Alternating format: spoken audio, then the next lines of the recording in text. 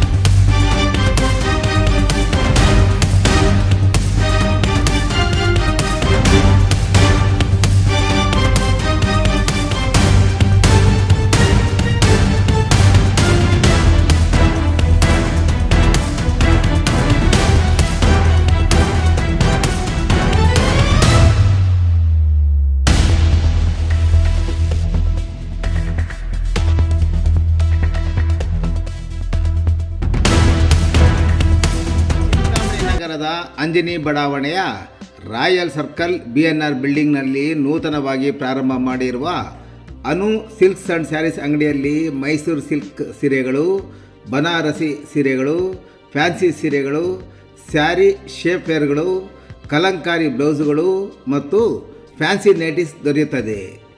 ನೇಕಾರರಿಂದ ನೇರ ಮಾರಾಟ ಮಾಡುತ್ತಿದ್ದು ಪ್ರಾರಂಭೋತ್ಸವದ ಪ್ರಯುಕ್ತ 10% ಡಿಸ್ಕೌಂಟ್ ಸಹ ನೀಡಲಾಗುತ್ತದೆ. ಒಮ್ಮೆ ಸಂಪರ್ಕಿಸಿ Anu silk and sarees, BNR building, royal circle, Anjane Badavane, Chintamani. ಹೆಚ್ಚಿನ ವಿವರಗಳಿಗೆ ಮೊಬೈಲ್ ಸಂಖ್ಯೆ 7694939946 ಮತ್ತು 9686062349ಕ್ಕೆ ಸಂಪರ್ಕಿಸುವುದು.